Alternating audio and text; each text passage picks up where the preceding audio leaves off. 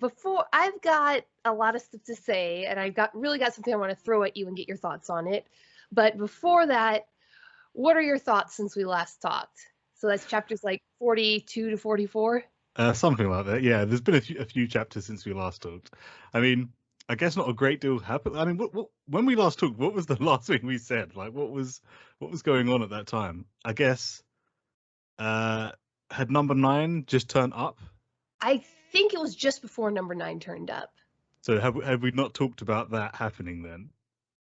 Yes, because I know we haven't talked. I texted you. We texted each other Yeah, about number 9 actually splitting and showing two bodies at once, that's right. but Yeah. we did not discuss that in person. Okay, right. So the last thing we must have spoke to each other about was just number 9's appearance at the end of that chapter rather than what happened after.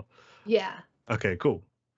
So what kind of just for me, obviously what sticks out in my brain is the confirmation that number 9 is a cordyceps fungus type kaiju, and that Yeah, he for can sure. not only replicate himself but take over bodies. But what was your woohoo moment from these past few chapters? Uh, honestly, it was funnily enough, it was mostly that because I remember I was reading and when I saw number 9 split himself into two, the first thing that came to my head was like, "Oh, Betty's gonna be losing her mind." And I remember laughing out loud for like a good 5 minutes reading the chapter, just thinking, "Oh my God, Betty's gonna lose it." But yeah, that I was a really did. cool moment. Yeah, and it's much, I just, the depth of the research that went into that imagery was Mm. fascinating. It went even beyond more than what I knew, because for my video, I wanted to find a really good picture of a cordyceps fungus doing what it does. And in searching, I found a scientific article by a guy named Fredrickson. Well, Fredrickson et al. There's a lot of people on these who do the work on these research, Mhm. and they actually had a GIF within the paper. It was a digital paper, and it showed basically they took a muscle from an ant that had been wrapped around by the zombie fungus, and they sliced it thinly like thousands of times, Oh, and then they built up a 3D image of what it looked like, the fungal fibers growing around the ant muscle. So this is an ant muscle with teeny little fungal fibers growing around it. So this is all on a nearly molecular scale, and it looked exactly like the kaiju number 9 fibers growing out of the injuries on the ant body. oh, really? Yeah, the way, and I was just, there's not that much information out there, so I was probably looking at the same paper that Matsumoto was looking at when he designed the imagery. Yeah, there's a good So chance. yeah, that was really exciting. And then, of Honestly. course, there was the big thing that made me think Grim is gonna love this. It was when Hikari Shinomiya showed Yeah, up on. yeah. Oh man, I was so excited for that. When she, because we've talked about it before. You know how much I love that family. The Shinomiyas are just like my obsession with them grows every week, or every chapter rather. And yeah, when Hikari, oh, like the reveal was so good as well.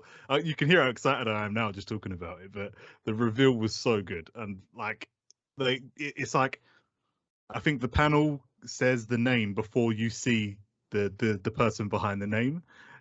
So it's like, second division captain Hikari Shinomiya, and then it shows the panel with her in fleshed out in her full suit of armor, and then it's like, Hikari Shinomiya wielding the weapons number 4. And yeah, that one page, that whole page of her just standing there, kind of like just looking to the side, I was like, hell yeah. Really And blew just my mind. kind of one of the most minor parts of that she was the second division captain, that Yeah. made me happy as a storyteller. Because have you ever heard the joke about the three pigs in the university? No, I haven't. It's actually a prank, but the story goes around the internet where some guy said he pulled the greatest senior prank. He got three pigs. He painted numbers on them, number 1, number 2, and number 4, and he released them into the university science hall. All right. And so the university spent days trying to find pig number 3. It's just that the human brain naturally trying to finish the pattern. And so we're first introduced to the third division. Then we're introduced to the first division. And so my brain immediately went, well, what's the second division? And given the context, I'd assume that the second division was kind of like the Naval Coast Guard division. Right. Because the first division's right there in Tokyo Bay. The third division is further inland. It made sense to me that there's more of a naval division in the Defense Force. But then Matsumoto, twists it on us, and no, that was Hikari Shinomiya's division. So I think I like even more the fact that, look, so we don't know, or at least I don't think we know. Someone can correct me if I'm wrong, or you may be able to, but we don't know what position Isao Shinomiya held before becoming the director, and deputy. That's director another general. thing. From that very first flashback, I had wondered about the suit and tie. You in manga, you generally don't see the military commander in just a suit and tie, and so that kind of just stuck out in my brain as well. That's an interesting choice, but I just kind of accept it as part of the unusual flavor of Kaiju number 8. Yeah. And then when you saw him again in the backstory, I don't know if that counts as a flashback, more just backstory. Backstory, yeah. He's wearing that suit and tie. And he's not, I don't know quite how to say this. There's a difference between the way that James Bond wears a tie and the character wears a suit and tie, and the way the characters that in The Office wear a suit and tie. Okay. And the way that the Hick Farmer character who has to go into town for a business meeting wears a suit and tie. Yeah, of course. And the way that Iso was wearing that suit and tie was far more like the soldier or the Hick Farmer going in for business. Like, it wasn't natural to him to be wearing that, but he was wearing it as a matter of business. Like he has to wear it for whatever it is he's actually doing. Yeah. Yeah, rather than a choice. Yeah. And so that's interesting, actually. That's really interesting because, yeah, as I said, we have no idea what position he held before becoming Director General. So we don't even know that he was, I mean, assuming a natural progression of rank scale, I think he was almost certainly in the Defense Force at that point. Yeah. But we don't know that he was even in the Defense Force at that true, point. Yeah, we don't know that. That's a good point. And we've seen that members of other branches of the Japanese military can transfer over, because that's what Aoi did. So, yeah. It's interesting. I can't wait to find out more, as always. Okay, so the main reason that I want to talk to you, I really enjoyed the discussions you had with Anime Ramble. Oh, cool. Thank you. And one really got me thinking. So, do you offhand know, like, this seems like a tangent, but it's not, I promise. Okay. Do you offhand know, like, the one major contribution to international murder law that came out of Great Britain? Fairly recently by Great Britain standards, like within the past few hundred years. Oh, But the one major kind of defining concept of homicide law. No, I don't. No body, no murder. Oh, right, okay. Yeah, because some guy disappeared and another guy was tried and hung for his murder, and then 5 years later the guy shows up. He'd been shanghaied and has spent the past 5 years on a ship. Oh, damn. Okay. So that was when Great Britain passed the law. Okay, if you can't provide us with a body, we're not going to process anybody for murder, no matter what the situation is. Yeah, they won't classify it as a murder with no body. That's kind of the real life rule that the cinematic rule, no body, no death, is kind of based off of. Right. So I just thought that was cool. It's kind of a tangent, but I thought. But this relates somehow to what you're going to say.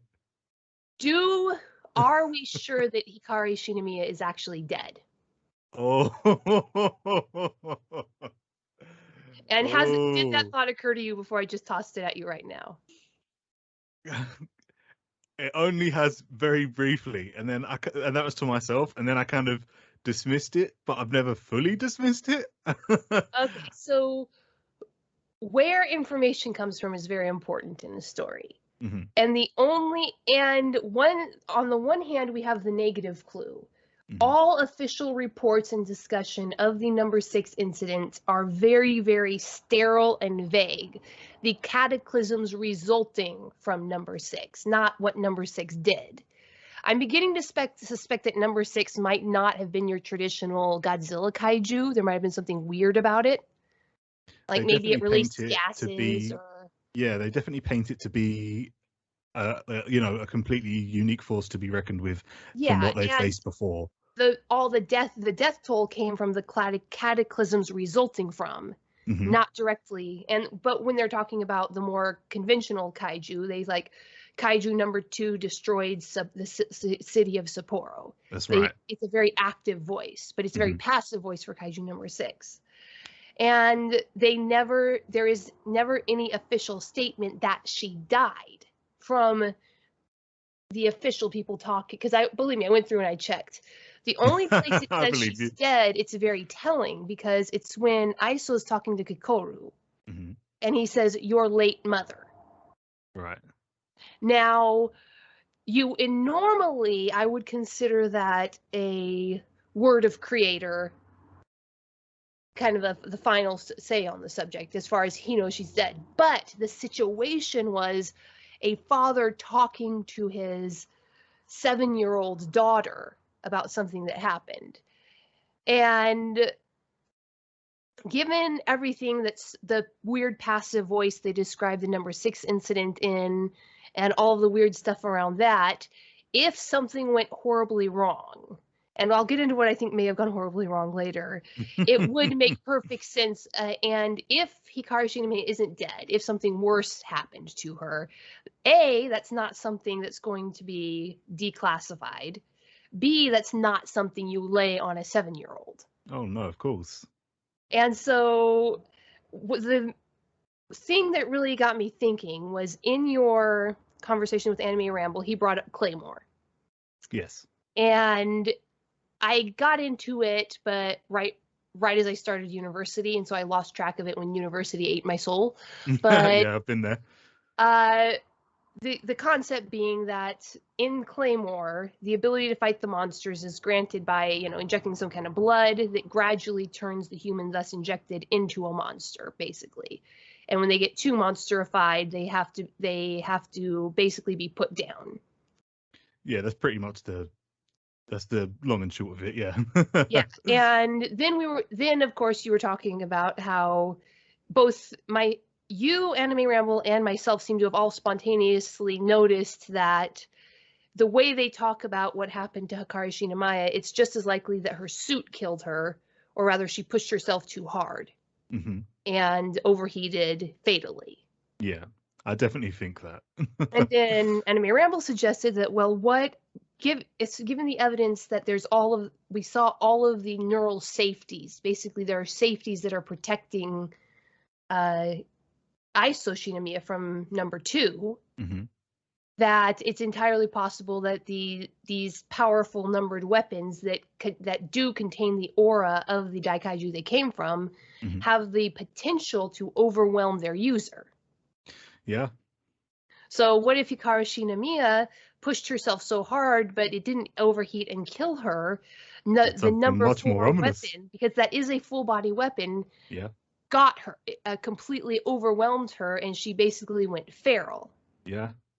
And I'll be honest with you, from like, so when I had the thought, the fleeting thought that she might not be dead, that's the direction my mind went in as well. Like, for me, that's one of the only ways that it would be possible.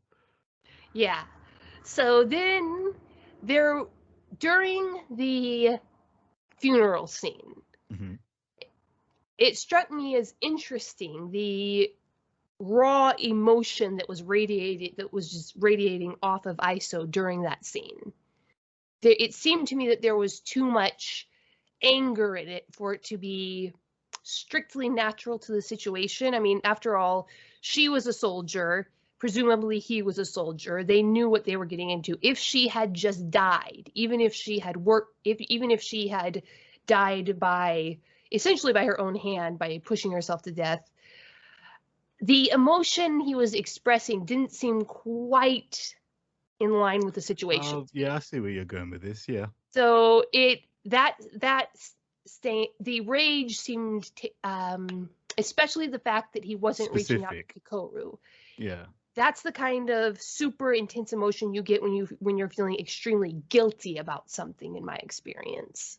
No, I can see that. Yeah, yeah. And so then just kind of Matsumoto's really good at layering on artistic echoing. Mm-hmm.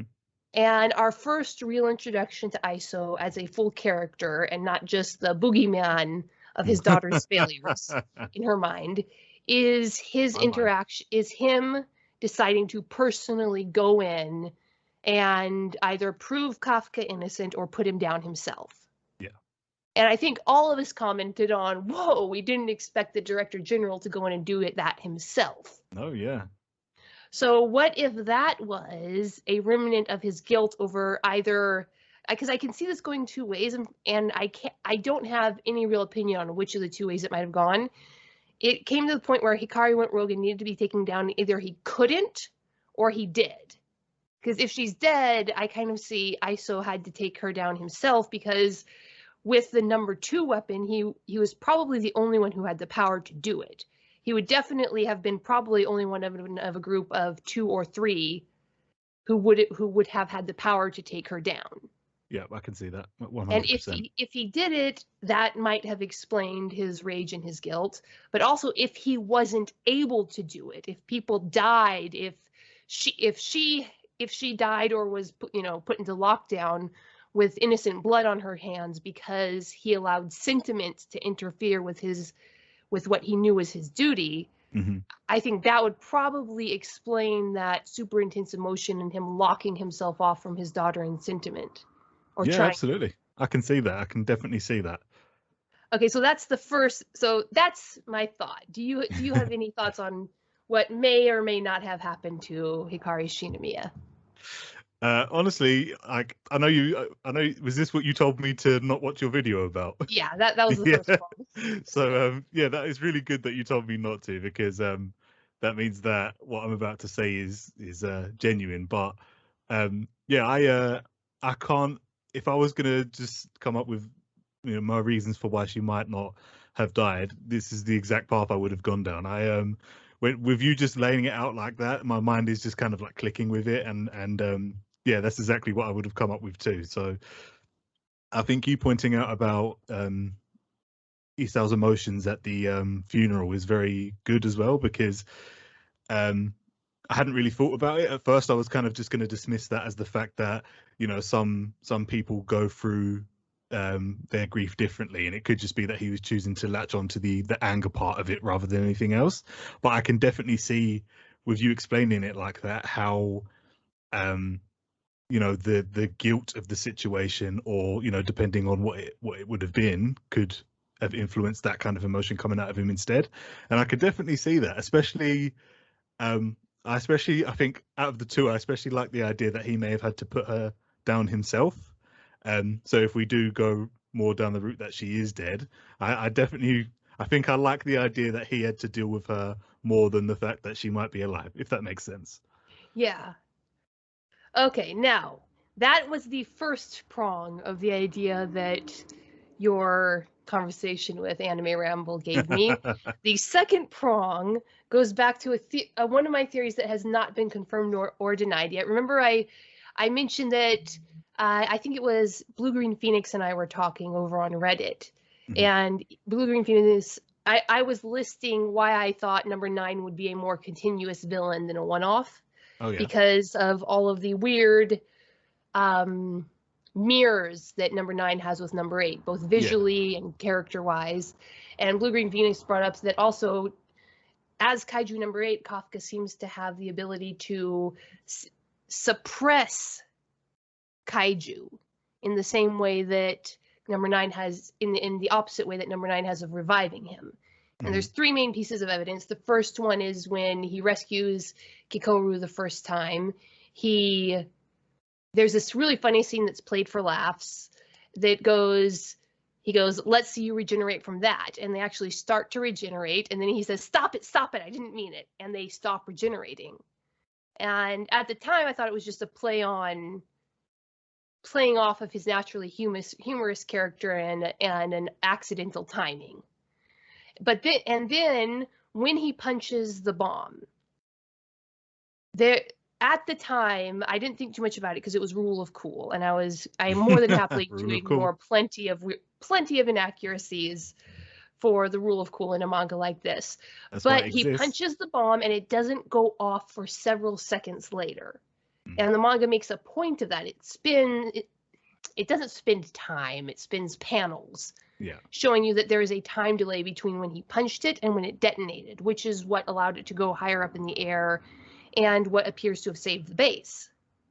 Which makes no sense, because if you just punch a bomb, there's not a single type of bomb I know of that if you punch it really hard right before it's about to go off, you have a delayed reaction. Yeah, it might stop it from going off entirely if it disconnects. That would be more believable than but it doesn't delay it. Yeah.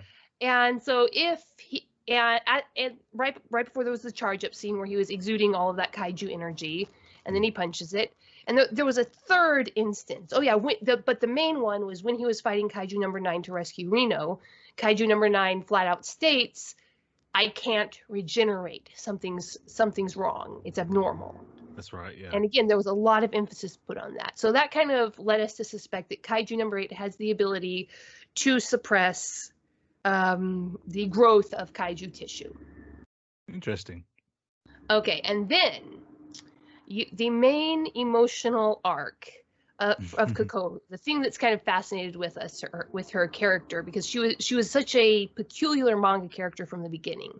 Comes off as a tsundere, but is from the beginning 100% main character levels of loyalty to her companions. Then we discover that's because of her mother and her guilt over not being able to save her mother. So we have that. Just keep that thread in mind for a second. Yeah, I got it. Okay. Now, one thing that I've done several comparisons, so this probably just exists in my own mind, but the writing style of Matsumoto shows a lot of similarities to Tolkien's writing style to me. The emphasis on relationship and wholesomeness and how there's good in the world and it's worth fighting for. Yeah. And one of the main themes of Tolkien's Lord of the Rings was it was not the giant combat scenes that saved the world. It was the small act of kindnesses and compassion and goodness, as exemplified by Bilbo and Frodo both sparing Gollum when they could have easily killed him in what might even be semi-justified situations. And ultimately, that's what allowed the ring to be destroyed. Okay, now take those two ideas and follow me as I put them together. I'm with you. Hikaru believes that she was unable to save her mother. And he hasn't actually absolutely stated this, but there's no doubt in my mind that Iso also believes this, that he failed to save his wife. Oh yeah, 100%. Now, there are no two characters who have had more to do with keeping Kafka alive than those two. Yes, agreed. So Kafka, who instinctively takes care of people and has the ability to suppress kaiju energy. Now, there's one more thread I want to throw in before I bring it all together. Okay. So Kafka battled the Daikaiju, Kaiju number 9, and then was involved in the battle with the Daikaiju number 10. And then when faced with the aura of Daikaiju number 2, he had to suppress Kaiju number 8's power because the actual Kaiju took over, went crazy. The little guy took over, went crazy, trying to fight what it perceived to be Kaiju number 2. So if the story's following up on the sapience of the little guy at all, it's going to have to involve an arc where the little guy learns to differentiate between actual Daikaiju and a human wielding a Daikaiju weapon. So what if, and this is just pure pipe dream crackpot theory now. Yeah, that's what all the fun's about. What if we're heading towards an arc where Kafka, as Kaiju number 8, is going to encounter Hikari as the feral Kaiju number 4? Kafka goes to Oof. fight her, but the little guy recognizes that instead of being a true Daikaiju, this is a human in a Daikaiju suit. And then uses that kaiju suppression power to rescue Hikari from the feral Daikaiju state. Oh man, okay. Okay. That would be crazy. That would be wow. Yeah, that would be pretty hype. Not gonna lie, that would be pretty hype. Because he would be like the only, like if we take everything that you've said as gospel up to that point. If you would take, I counted out there's like 5 unproved theories involved. Of course, yeah, but like that's why theories are fun. Like we're just talking, we're just chilling. But yeah, if we take everything that you said up to that point for gospel, then we can assume at that point that Kafka's the only one that would have the power capable to even do this, whereas it's the kind of power that the defense force would have never have seen, heard of, even thought possible. So yeah, that it's really cool to think that if that was the case, Kafka suddenly comes along and then suddenly, he's able to do that. That would change a lot for a lot of people. Yeah, and the only reason that he's able to do that is that Kikoru stood up for him and Isos fought for him. Oh, right. Yeah, exactly. So it's kind of like, it's almost like paying them back in some way. Or, yeah, and it's almost like Kikoru retroactively actually managing to save her mother. Oh, yeah, I can see that. She saved Kafka, and now Kafka saves her mother. Yep. Yeah, dude, that's dope. I like that. I like that. Yeah, that's a cool theory. It was a lot of fun mulling it over because how these things they just kind of come to you. Oh, yeah, theories usually do, and then you have to spend time kind of thinking, yeah, but would that work? But, and then when you land on something you think would work, that's what makes it so much fun. Yeah. I love theories. They are a lot of fun. So, speaking of, where do you think that if that story plays out, of course, that's going to be some distance in the future. But oh yeah, that won't be anytime soon. Where do you think the next chapter is going? Next chapter, right? Okay. Kikoru's just been tearing apart Kaiju number 9. Her theory is that Kaiju number 9 is suppressing Kafka's transformation. Yeah. Yeah. Yeah, I mean, so we've just completed part of the backstory, and that's what's led us into understanding Kikoru a lot more. So that chapter was pretty much just all about them and what caused them to become where they are at this point. So next chapter, I imagine, we're going to kick things straight back off with Kikoru most likely because she was in the middle of a swing. But I think as hard as because we have to remember as well, she's injured. She did take a hit. It's not like she's not taking hits. So in terms of how likely it is that she can pull out a W here, I'm not sure.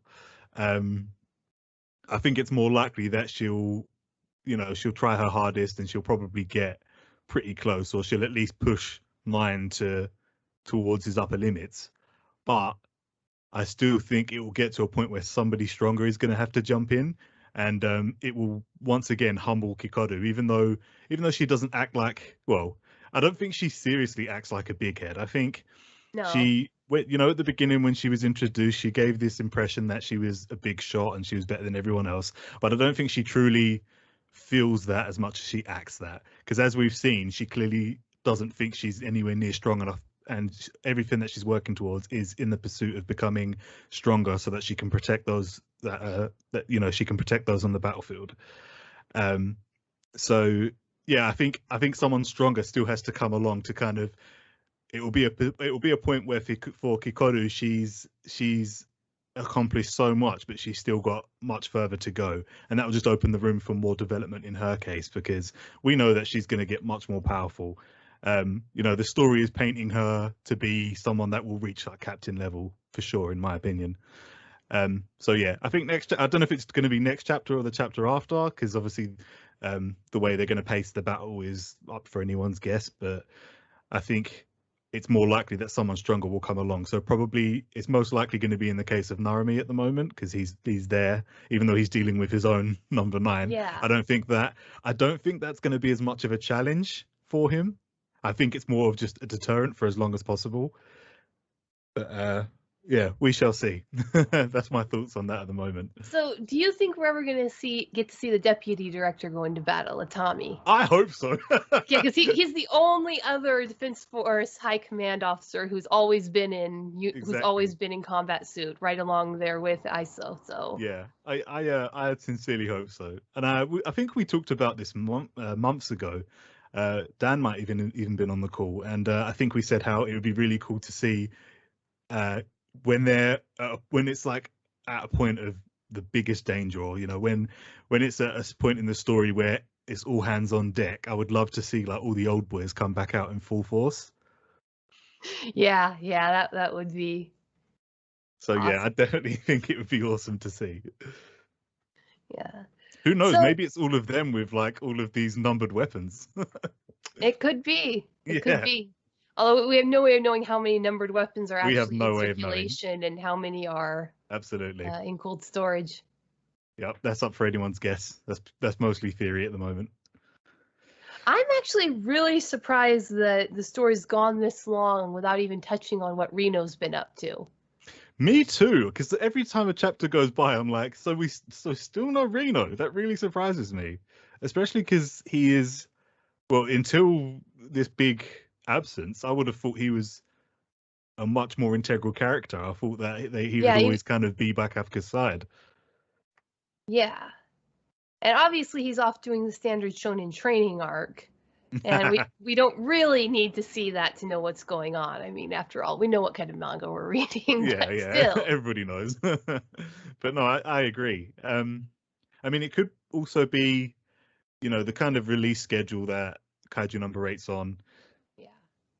Excuse me. The kind of release schedule that Kaiju No. 8's on. It could just be that it's taking longer for us to see these chapters, so it feels like a much longer time.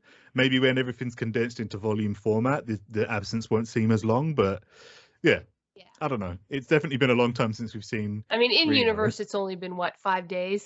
Yeah, it's not been long at all, really. In the 5 days plus however much time healing he spent in the tank. We don't know that, but yeah, exactly. But I think he'll come back. He'll come back with a bang. So, kind of on a meta storytelling level, I've read manga before that involved the previous generations, but never quite on this level, never integrating the previous generations' exploits so thoroughly, so seamlessly into the current storyline. And one thing I got started thinking is, as a creator, you have to fight the tropes as well as work with them. And one of the biggest tropes that every creator has to deal with, no matter what the medium is that if you want to tell an enjoyable story, the main character cannot fail, ultimately, in their main quest. There are certain types of media, certain types of stories that do that, tragedies and other things like that, but they're not very satisfying, and they're definitely not something that can be marketed. So do you mean like the be all end all finale of the story being the loss? Is that what we're talking about? Yeah, or just having the main character take a major loss that they never fully recover from. Right. And that they can't overcome with their own power in the end, especially in a shonen manga. Yeah. And I definitely don't see it in a title like this.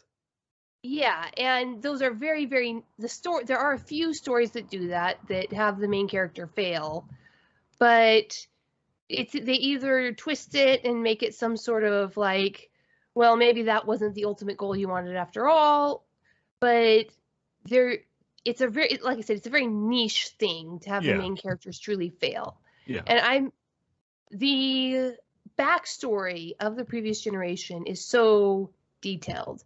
And it's so clear that they failed on so many levels. And Iso and Hikari and Itami. And I was wondering if this story might be a product of Matsumoto saying, well, how could I tell a satisfying story where the main characters fail? And especially given just the themes of the story that we start with. Kafka is the older protagonist who didn't make it. And I think, and you get this weird sensation where Kafka is off screen a lot more than your standard protagonist. Mm. And it makes me wonder if one of Matsumoto's goals, he started with the story of Daddy Shinomiya and Mommy Shinomiya, and them failing. Mom dying or worse, dad icing up and letting his daughter basically grow to adulthood without the emotional support she needed. Yeah. And all of that. And then saying, okay, here's this story, but you can't just end it like that. So I was wondering, I've been pondering if this is an attempt to write a story where the main character fails without bogging it down in that sense of ugly depressiveness that you get typically in that type of story. Yeah, yeah, that's an interesting question.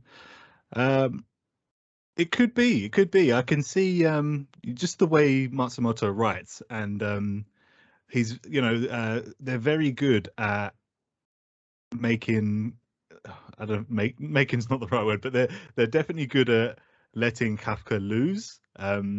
Not obviously majorly, but they're very good at making sure he doesn't come out on top all the time. Like, sure, at the beginning, I think they were building up the fact that Kaiju No was so strong by making sure that he was pretty much one-shotting everything.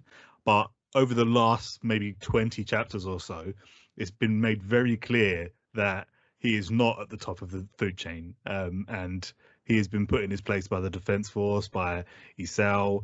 Now he's struggling with transformation. So Matsumoto has been writing the story in a way which makes Kafka seem not as strong as we would have once assumed he was. And I think he's, the mangaka's doing that very well. So yeah, it's an interesting question, because it could be that he is trying to paint this kind of story where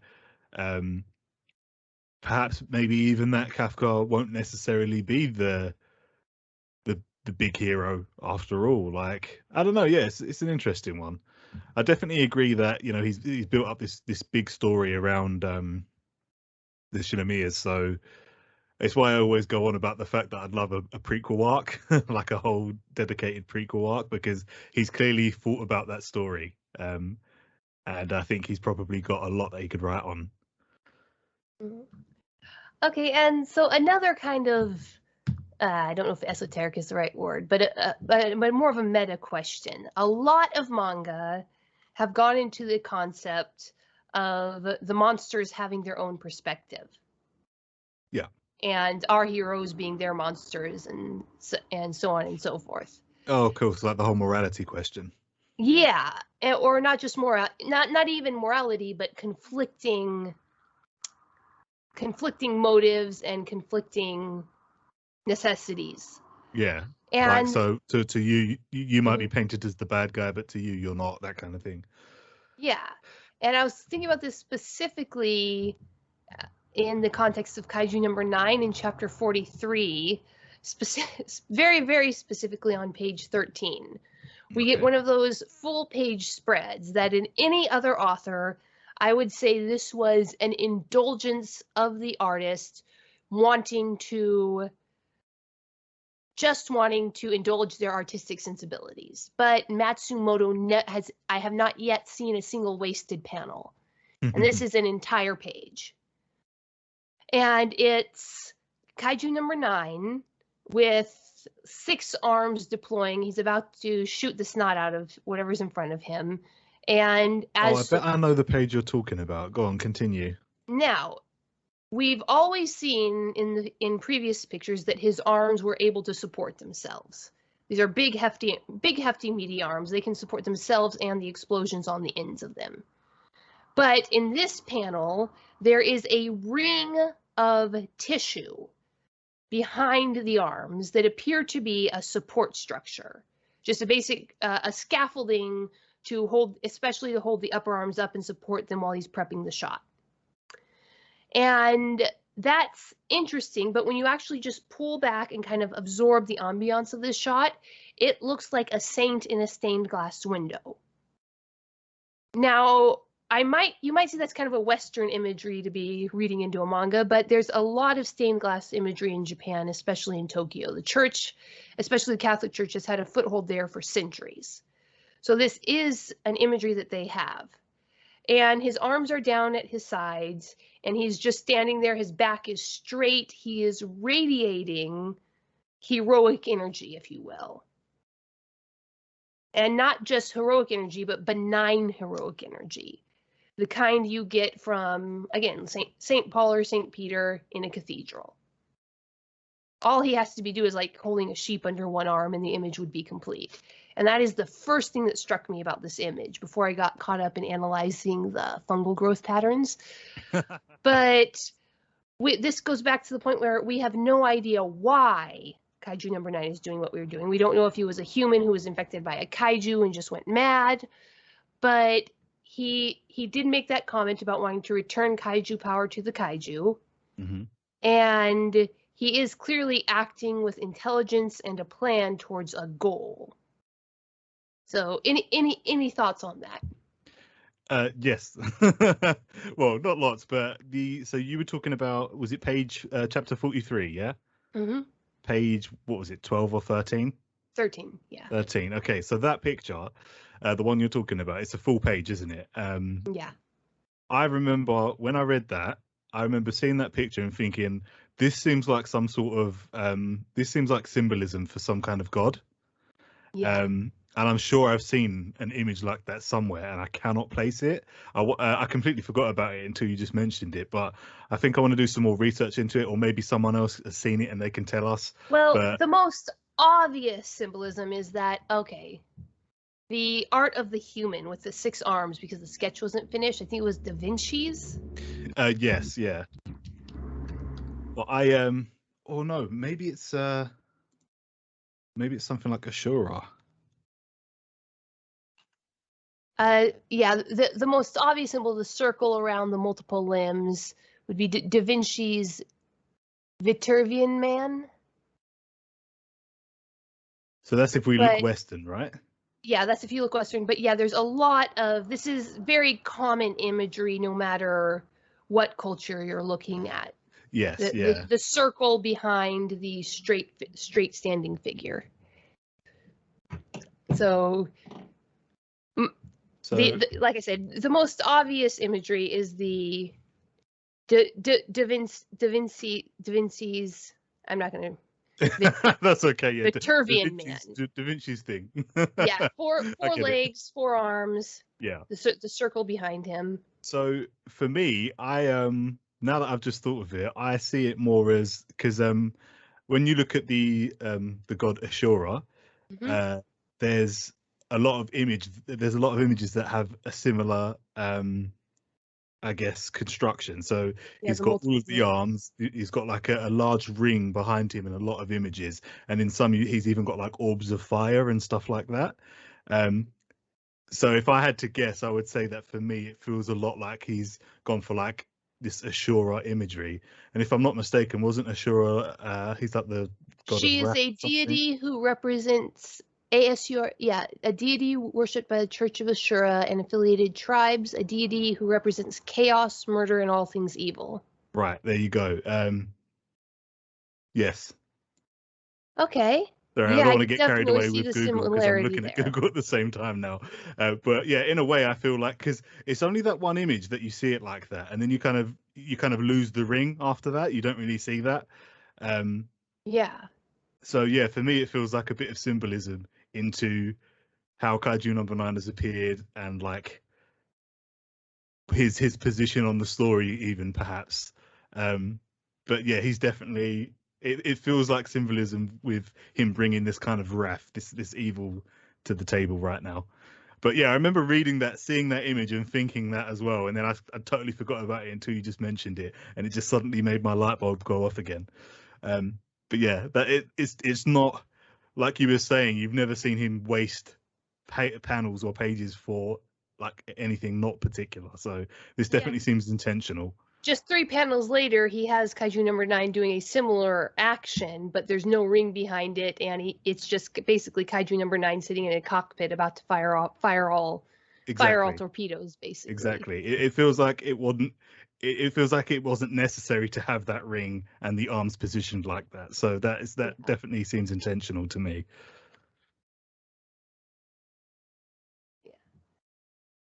Yeah, this is just a really, really dense story. Oh yeah, we say that all the time, but I 100% agree. Yeah. I'm still looking at that panel, to be honest. That page is actually that's a really great page. It is. It's so simple, but with that symbolism, that is a really awesome page. And there's something awful and terrifying about it in the oldest meanings of those words, because there is a certain nobility to the stance when you see somebody standing erect like that and open. Yeah. That Arms is down and open, like his main arms, and then he's got like 1 foot forward, completely upright posture. And yet, and so you get that first impression of openness and honestness and forthrightness, and then all the creepy stuff starts to creep in around it.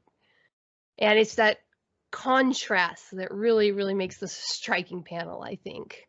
I agree.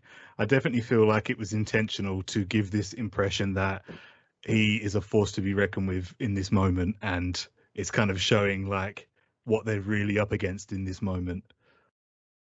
Yeah, and on just the purely, after that first kind of wash of awe wears off, looking at it from a purely scientific perspective, this might be,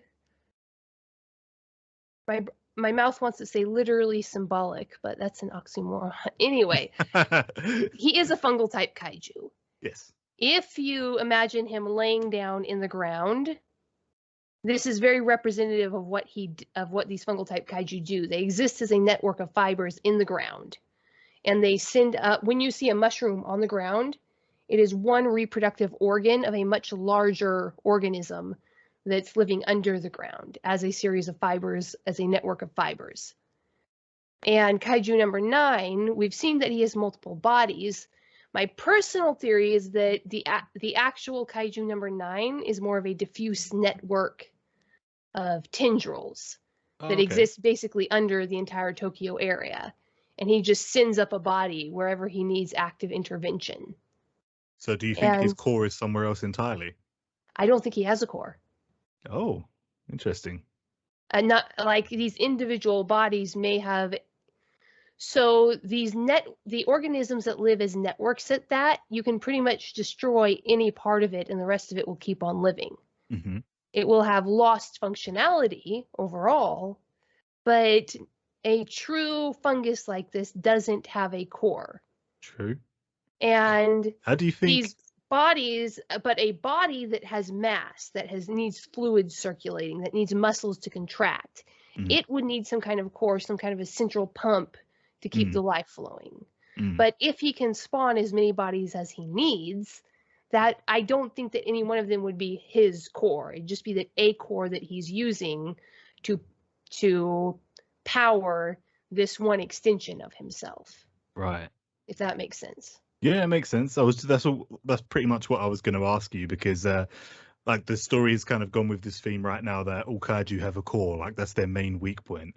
So I was just going to ask you what you think, how you think Matsumoto would handle that around number 9 if that came to be the case. Like if he didn't have a core in the literal sense like all the other kaiju have, how do you think that he would handle it for number 9? But yeah, you kind of answered that. So imagine, if you will, if you took all the neurons in your brain and just stretched them out, there is, every single forest out there has a brain underneath it in real life. And this brain has no central organ, no defining me state of being.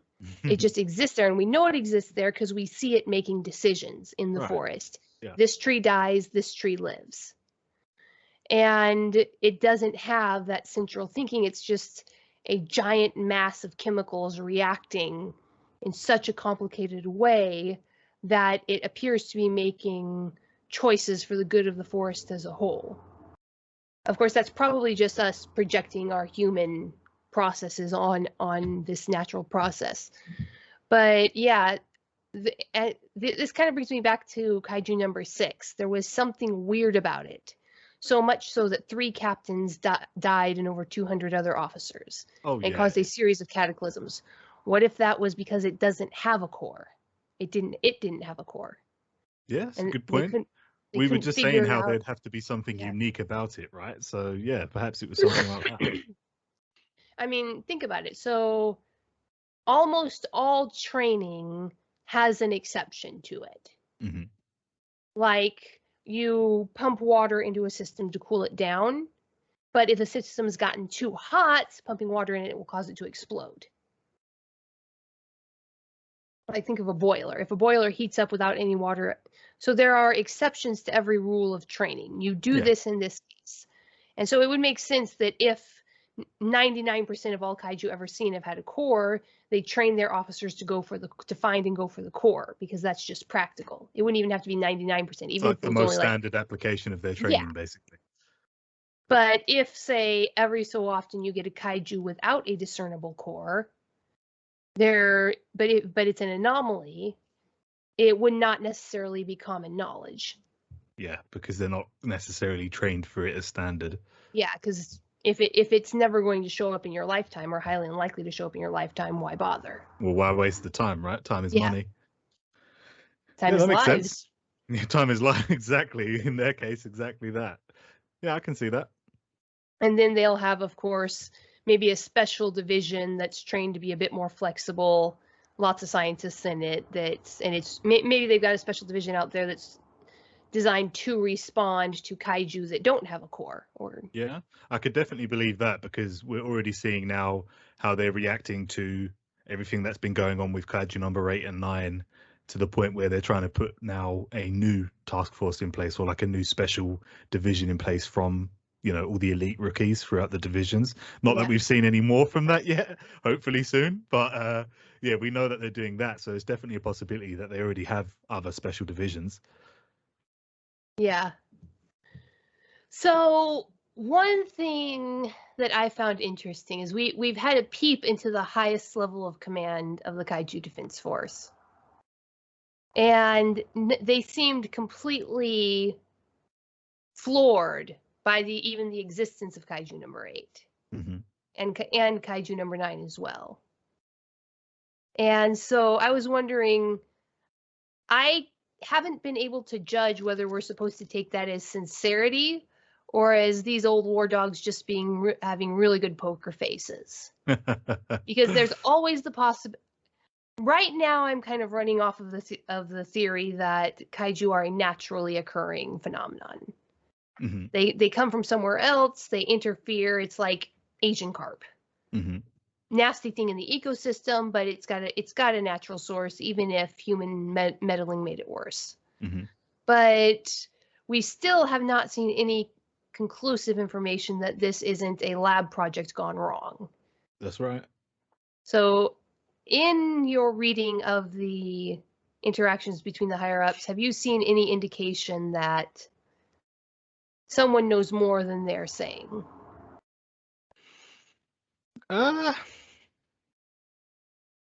No, not personally. I haven't seen anything to make me think, oh, that person knows more than they're letting on. They all kind of had the same kind of face. Yeah, I mean, no, not personally. I haven't seen anything. They showed quite a few characters within that kind of council room. There were some that seemed less, they seemed more on the science team than on the defense team, if that, what I'm trying to say. More R&D than actual combat. Right. So perhaps maybe some of them, but they haven't really had any page time other than that, so that would be hard to say. But right now, I don't know. I feel like 8 and 9, as they are, have been pretty much a huge surprise. And I think everything that's kind of going on is totally new. Which would also make sense, because when you look at how 9 is going after Kafka because of Kaiju number 8, and how he said that he's trying to get this power back into the hands of the kaiju, it almost tells me like this is some kind of new process or something that hasn't been done for very long. Okay, I so don't know. kind of one more question on the same theme. The very first introduction, chapter 1, page 1, Japan is described as the basically kaiju capital of the world, Right, most yeah. attacks per capita. Mhm. Now, obviously, that is a meta reference to the fact that Japan is the birth of the kaiju genre. Of course. Do you think they're going to address the why of that in universe? I definitely think that Matsumoto has the ability to address that if they want to. Like, just from how we've seen their writing already, you know, the display they've put on, the way they've researched, I think they'd be able to satisfactorily explain that if they wanted to. Whether they want to, I don't know. That's a different question. I feel like it would really depend on where the story is at the time. Because it's definitely something that they could just leave to everyone's imagination, in the sense of we all just kind of naturally accept that Japan is the land of kaiju because that's what we all know. So that I feel like if they wanted to leave it that way, they could, and there wouldn't really be any repercussions from it, or no major repercussions from it. But yeah, I definitely think if they wanted to explain the, you know, how this all happened, I think they could do it in a good way. See, and that kind of ties back into Kikoru for me. Why did she go to California for her university education if Japan is the kaiju center of the world? Well, that just gets me onto the Shinomiyas again. You got to keep me away from them. Well, I don't know about you, but unfortunately, I have some other things to do, so we're gonna have to wrap this up. No problem. Okay, so I've had a great time, Grim, as usual. Oh yeah, always. It's always a pleasure, Betty. Thanks for having me on. And hey, tomorrow, fresh chapter. Wait, no, today's Tuesday. No, yeah. Oh, you got me excited. No. Wait, no. Yesterday was Tuesday because I actually had to go out of the house to work. Isn't today Monday? Oh no, yeah, I went out of the house to work. You're right. It's Monday. I went out of the, I had an extra outside work day yesterday. It's thrown off my entire schedule. Anyway, 3 days. Close. 3 more days. Thursday. This Thursday we get a new chapter. So that's right. Yeah. Exciting times. You have a great evening and talk later. Thank you. Bye. Bye-bye. Humans Are Weird. We took a vote. The second book of Human Absurdity is now up and going on Indiegogo. If you follow the links below the video, you will be able to pre-order your copy of Humans Are Weird. We took a vote in electronic format or paperback format. Now, same as last time, everybody who orders the paperback format will automatically get the author-read version of the Humans Are Weird audiobook. And in addition, this time, I am going to announce one of my first stretch goals. If I sell 500 books, then I am going to take the money and I am going to hire the local studio to make a full-on audiobook. High quality, professional recording, professional scripting, everything. So that's going to be my first announced stretch goal. At 500 books, I am going to hire Willamina Studios to make a full-on audiobook. Everybody who orders a paperback book will get the audiobook as a matter of course if we reach that first stretch goal. All right. Humans Are Weird. We took a vote. The second book of Human Absurdity, available on Indiegogo. Check out the links below.